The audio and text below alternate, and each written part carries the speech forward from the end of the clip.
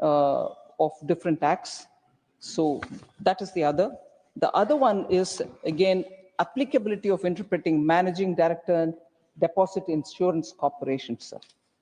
This is one of the omissions while drafting the previous act, Banking Amendment Act of 2020, in order to make up for what was oversight problem omitted. They are now being brought in. Definition of Deposit Insurance Corporation and definition of Managing Director. Nothing new is being changed, but what was omitted inadvertently is being brought in. And then the transfer of unclaimed dividend is being brought in here. Currently, sir, it is important for us to recognize that public sector banks have provisions for transferring unclaimed dividends to the Investor Education and Protection Fund. However, there are no provisions for transferring unclaimed shares, bond redemption, interest amounts to the IEPF. So the proposed amendment seeks to include these additional categories, ensuring that the unclaimed shares, bond redemption, interest amounts are also transferred to the IEPF. So that is the 7th, and the 8th is on the auditor remuneration, which is fairly straightforward, sir. I'm not explaining that. So I'll come to individual members who have raised some issues. So member Shakti Singh Gohil is not here. Of course, he sent me a note saying, the sorry. honorable member had sought my leave. Sorry? The Yes, he's honorable also member sent me a Shakti Singh little. Gohil had sought my leave. He had to leave Yes, sir. for some urgency. I recognize that, sir. He's also sent me a written He had note. sought my leave. A written Normally note. he's present. Yes, I understand that. He sent me a written note saying he won't be around. But I want to just address some of the concerns that he's raised.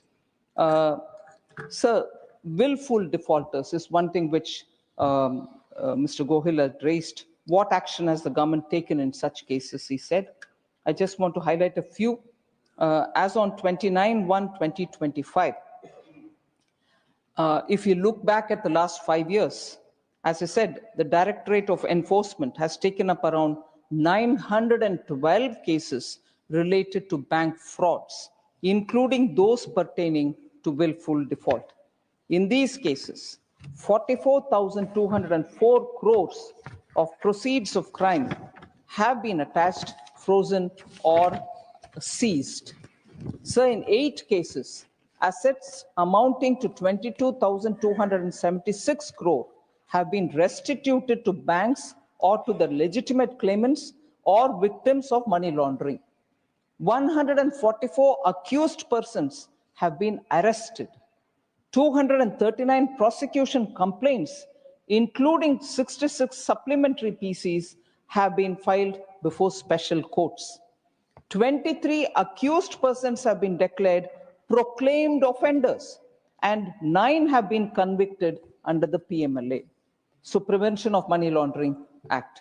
So under the Fugitive Economic Offenders, about which several members spoke, several action has been taken, sir, who have fled abroad.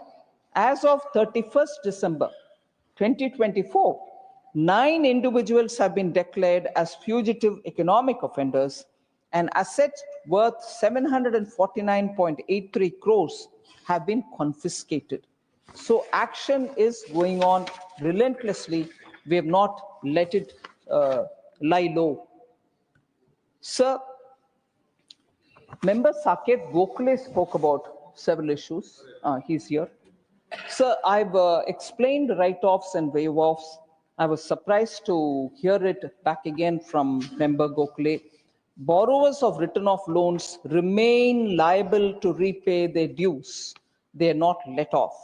Banks continue to pursue recovery action in written-off accounts using various mechanisms. They filed suits in civil courts or debt recovery tribunals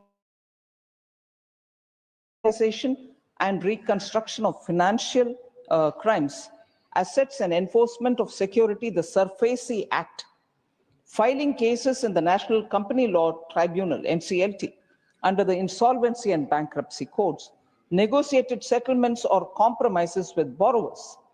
These are several such steps. Selling non-performing assets to asset reconstruction companies, So the right of mechanism